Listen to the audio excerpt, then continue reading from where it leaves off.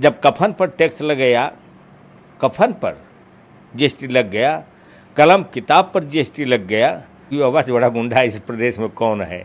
पूरी जनता चिल्ला रही है, कई साल से चिल्ला रही है, लेकिन 21 किलोमीटर की सड़क नहीं बड़ी और नहर में, नदी में, नाले में तब्दील हो गई है। आजम खां समाजवादी पार्टी के फाउंडर मेंबर हैं और उस पार्टी की प्रथम वो ईंट हैं जिन्होंने स्थापना की है नेताजी के साथ मिलकर के। और बाबा तो सबका बाबा है, वो तो कह रहे हैं सबका साथ सबका विकास। हाँ, लेकिन मैं कहता हूँ कि सबका साथ करके सबका विनाश कर रहे हैं, विश्वासघात सबके साथ कर रहे हैं लोग। वोट सड़कों को नदी और नाले पोखरे में तब्दील कर दिया इन्होंने। अगर ये चोरी नहीं करते बूथों पर तो मैं बता दूं इनकी जमानतें जब तक एक भी सीट नहीं निकलती। बहुत स्वागत है आप सभी का रियल एक्सप्रेस में। मैं नदीम अहमद शेख और आज हमारे साथ बातचीत करने के लिए मौजूद हैं समाजवादी पार्टी के वरिष्ठ नेता और लोकसभा सांसद दरोगा प्रसाद सरोज जी। पहला सवाल यह है कि यहाँ की क्षेत्र की जनता लगातार आपको आशीर्वाद दे रही है, सांसद बनाया, विधायक बनाया, तो जनता के साथ आपकी जो कनेक्टिविटी है कैसी है? बहुत अच्छी है। ये मैं कैसे अपने मुख से कहूँ, आप देख रहे हैं तो जनता के बीच में जाने के बाद पता चलेगा कि हमारा कैसा व्यवहार है उनके साथ, मेरे करने में, मेरे कथनी में क्या है, मैं किसके लिए चल रहा हूँ, किसके लिए नहीं चल रहा हूँ, ये तो जनता बताएगी ना। मैं तो बताऊँगा हाँ हाँ सब कुछ ठीक है, लेकिन देखने से क्या लग रहा है, क्योंकि सरकार मेरी नहीं है, इसके बाद भी हम लोग अनवरत, हमारी समाजवादी पार्टी अनवरत गांव गरीब किसान की बात करते हुए, पीड़ित की बात करते हुए, जो लोग इस सरकार से दुखी हैं, पीड़ित हैं, उनकी पीड़ा को लेकर के हम शासन प्रशासन तक हम पहुंच रहे हैं और कह रहे हैं। अभी आपने कहा सरकार मेरी नहीं है, तो क्या लगता है कि सरकार की तरफ से समाजवादी लोगों को परेशान किया जा रहा है, प्रताड़ित किया जा रहा है? मान्य, और मैं बता दूं आपको कि अगर परेशान नहीं किया जाता तो जितनी सड़कों को मैंने दिया, उस सड़क पर केवल पीडीए के लोग ही नहीं चलते हैं,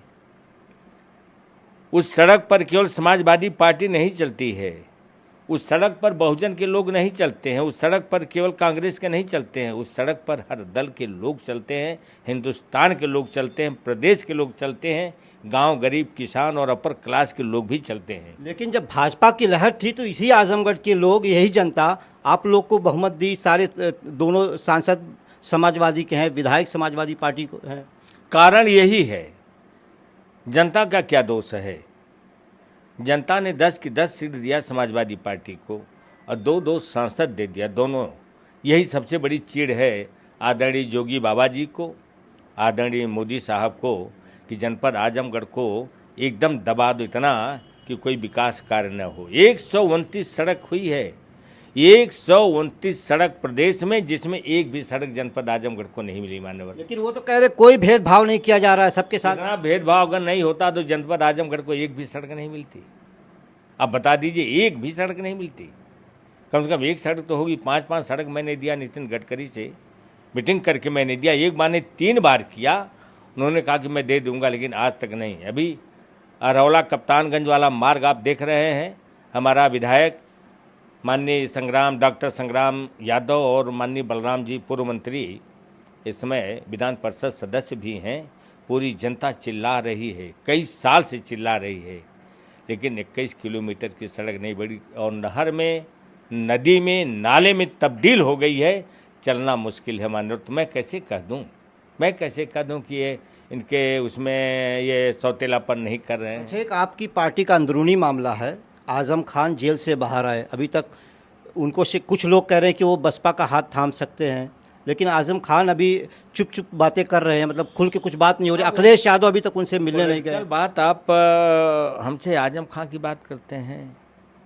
आजम खान समाजवादी पार्टी के फाउंडर मेंबर हैं और उस पार्टी की प्रथम वो ईंट हैं जिन्होंने स्थापना की है नेताजी के साथ मिलकर के।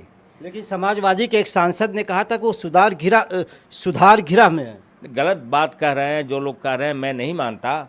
आजम खां बिकाऊ नहीं है, टिकाऊ। उनका चरित्र इतना ऊंचा है कि गला भी उनका कट जाए सर उनका अलग हो जाए, लेकिन समाजवादी के अलावा दूसरी जगह वो जा नहीं सकते। लेकिन लोग कह रहे 30 महीने जेल में थे, कोई समाजवादी के नेता उनसे मिलने नहीं बात गया। कर रहे हैं, सारे लोग, कुछ लोग मिले हैं, नहीं मिले, मजबूरियां हैं। जेल में मिल जाने से क्या वो जो छूट जाते? ये तो गलत लोग कह रहे हैं कि नहीं कोई मिलने नहीं गया। क्यों नहीं मिलने गया? आज भी समाजवादी पार्टी उनके लिए जी जान की बाजी लगा सकती है। इतना बड़ा जौहर विश्वविद्यालय उन्होंने दिया, मामूली चीज़ है, लेकिन बदले की भावना से गिराया जा रहा है, हरेस किया जा रहा है, परेशान किया जा रहा है कि छोड़ दें। लेकिन मैं धन्यवाद दूंगा माननीय आदरणीय आजम खां जी को, हमारे नेता हैं वो जो है खंड खंड टूट जाएंगे लेकिन झुक नहीं सकते। समाजवादी का दामन कभी छोड़ नहीं सकते, ये मैं बता दे रहा हूँ। लेकिन कुछ लोग कह रहे हैं बसपा में जाने वाले हैं। अरे गलत कह रहे हैं, वो गलत कह रहे हैं, भड़का रहे हैं, ऐसी कोई बात नहीं है। जो मैं जानता हूँ अंदर से, मैं आज से नहीं उनके साथ कम से कम 35-40 साल गुजर गए उनके साथ रहते। उनका दोहरा चरित्र नहीं है। ये जो लोग कहते हैं उनका चरित्र होगा, आजम खां साहब का वो चरित्र नहीं है। अच्छा, उत्तर प्रदेश के मुख्यमंत्री आजकल बहुत चर्चा में, वो कह रहे हैं कि मौलाना को मालूम नहीं कि यहाँ किसका राज है, तो वहीं आपकी पार्टी की सांसद कह रही हैं कि उन्हें संविधान नहीं मालूम। किसको संविधान नहीं मालूम? योगी जी को। अब नहीं मालूम होगा तब कह रही होंगी, अब वो कह रही हैं। लेकिन प्रदेश के मुख्यमंत्री हैं ना। प्रदेश के मुख्यमंत्री हैं, ज्ञान नहीं होगा जब बदले की भावना से कोई काम कर रहा हो। योगी बाबा तो एक मठ के बहुत बड़े मठाधीश हैं। इतनी बड़ी मठ है पूरे दुनिया में, उतनी बड़ी मठ कहीं नहीं हुई, गोरक्षधाम एक ही है वो। और बाबा तो सबका बाबा है। वो तो कह रहे हैं सबका साथ सबका विकास। हाँ, लेकिन मैं कहता हूँ कि सबका साथ करके सबका विनाश कर रहे हैं, विश्वासघात सबके साथ कर रहे हैं लोग। वोट लिया लोगों ने, लेकिन काम क्या किया उन्होंने? बता दिया। विकास तो हो रहा है, सड़कों का जाल बिछा दिया कह रहे हैं। नहीं, कहाँ जाल बिछा? एक भी सड़क बता दीजिए कहीं, कोई सड़क नहीं, कोई नई योजना बता दीजिए कि उनकी सरकार में कोई नई योजना बन गई, कोई नई यूनिवर्सिटी बन गई हो, कहीं हो। हाँ, यह काम जरूर उन्होंने किया कि सड़कों को नदी और नाले पोखरे में तब्दील कर दिया इन्होंने। कहते थे न भय भूख भ्रष्टाचार और गड्ढा मुक्त सड़क बनाएंगे, तो मैं कहता हूँ भय भूख भ्रष्टाचार युक्त ये सरकार है, गड्ढा युक्त ये सरकार है। इसके ज़माने में कुछ कल्याण होने वाला नहीं है। जो पीडीए है, पीडीए का आप लोग को कितना फ़ायदा मिल रहा है और उसको मजबूती के लिए आप क्या कदम उठा रहे हैं? अरे भाई, पीडीए हर व्यक्ति त्रस्त है इस सरकार से। आप उठा लीजिए न, आप देख लीजिए इसी जगह। अब कोई शादी, अपने बेटे की शादी नहीं कर पाएगा जब गोल्ड इतना महंगा हो गया है। जब 35,000 40,000 तोला सोना था, आज जो है 10 साल के अंदर 1 लाख 1.25 लाख तोला सोना हो गया है। कौन शादी कर पाएगा? आप देख रहे हैं शिक्षा इतनी महंगी होगी, सारे स्कूल मर्ज किए जा रहे हैं, देख रहे हैं आप। अब बता दिए, जो अध्यापक 40 साल तक नौकरी किया, 30 साल तक नौकरी किया, अब टेट की परीक्षा देने जाएगा? ये तो सीधे सीधे ख़त्म करने की बात हो रही है। ये कहाँ बात कर रहे हैं? क्या उसमें सामान्य वर्ग के लोग नहीं हैं, केवल पीडीए के लोग हैं? लेकिन वो तो कह रहे पहले लुटेरों की सरकार थी, अब हम ना खाएंगे ना खाने देंगे। तो कहाँ आप बिछा रहे हैं? कहाँ आप भेज रहे हैं? विकास तमाम कर रहे हैं, लोग कर रहे हैं, तमाम सारी चीज़ें उनको मिल रही हैं। जब कफन पर टैक्स लग गया, कफन पर जीएसटी लग गया, कलम किताब पर जीएसटी लग गया, अब बता दो, सारे तो जो गुरजन लोग हैं, अध्यापक लोग हैं, आंदोलित हैं, पूरे प्रदेश में आंदोलित हैं। हम तो समझते पूरे देश में हो जाएंगे। तो कौन सी उपलब्धि है उनकी? क्या इन्होंने कर दिया? कितनी नौकरी दे दिया? आप बता दो। जिसकी उम्र 10 साल बढ़ गई होगी, उसका बाप अब क्या सोचेगा, मेरा बेटा क्या करेगा? क्या ये 10 साल नौकरी बढ़ा देंगे, उम्र बढ़ा देंगे? 2027 अब करीब है, तो क्या लगता है इस बार सत्ता परिवर्तन? 2027 में जनता खुद बता देगी। महंगाई, भ्रष्टाचार, अत्याचार, शोषण लोगों का, ये खुद बता देगी जनता की आने वाला दिन क्या होगा। अभी इंतज़ार कर रही जनता, और मैं आपको यकीन दिला देता हूँ, भगवान कुछ ऐसा न करें। अगर ये चोरी नहीं करते बूथों पर, तो मैं बता दूं इनकी जमानतें जब तक एक भी सीट नहीं निकलती। और आज भी मैं कह रहा हूँ, आने वाले 27 में देखिए पूर्ण बहुमत की सरकार बनेगी समाजवादी पार्टी की। माननीय अखिलेश यादव जी मुख्यमंत्री होंगे। और चोरी जो मुद्दा है, और चोरी का, इस पर आप कितने सहमत हैं? क्या लगता है और चोरी 100% कह सकते हैं इन्होंने वोट की चोरी किया है। आप बता दो, जहाँ 95% मुसलमान हो वहाँ की सीट भी ये जीत रहे हैं। इससे क्या लगता है? लोग वोट दे रहे हैं। नहीं वोट दे रहे हैं। किस किस किस नाम पर वोट दे रहे हैं? किस चीज़ पर वोट दे रहे हैं? इन्होंने कौन सा ऐसा काम कर दिया, बता दें आप। लेकिन चुनाव आयोग कह रहा है कि राहुल गांधी माफ़ी मांगे और देश में झूठ फैला रहे हैं। माफ़ी तो झूठ के नाम पर आदरणीय प्रधानमंत्री जी को मांगना चाहिए जनता से। जब सबका साथ सबका विकास कह रहे थे, बेटी बचाओ बेटी पढ़ाओ कह रहे थे, यही न कह रहे थे? बता दो, आपके 35-40 साल 50 साल पीछे आप चले जाओ, हम लोग प्रभात फेरी लगाते थे सवेरे गांव-गांव में कि लड़की लड़का सभी पढ़ाओ, घर घर विद्या का दीप जलाओ। आज विद्या का दीप बुझ रहा है। गांव गरीब किसान का बेटा पढ़ने नहीं पाएगा, वही पढ़ेगा, वही मसूलनी के तर्ज पर कि जिस देश पर हुकूमत करनी हो उस देश को निरक्षर बना दो। तो निरक्षर बनाने का इनका तरीका है। इस तरह से ऐसे नहीं, ऐसे घुमा करके क्या 5 किलोमीटर मर्ज कर रहे हैं? 5 किलोमीटर कौन किसका बेटा जाएगा पढ़ने, बता दो आप।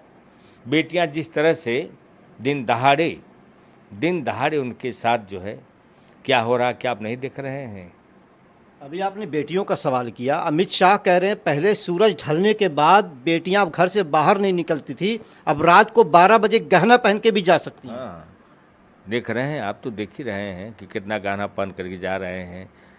सुबह का निकला, अगर शाम को घर लौट के आ जाए तो मालिक का शुक्र ही है। कोई उसका भरोसा नहीं कि कब वो पहुँचेगा कि नहीं पहुँचेगा, कब उसकी हत्या कहाँ हो जाएगी। लेकिन मुख्यमंत्री जी कह रहे हैं सारे गुंडे बदमाश प्रदेश छोड़कर भाग गए। गुंडे बदमाश तो जातिगत इन्होंने किया है, उनके गुंडे कहाँ है? उनसे बड़ा गुंडा जोगी बाबा से बड़ा गुंडा इस प्रदेश में कौन है? बड़ा आरोप लगा रहे हैं आप।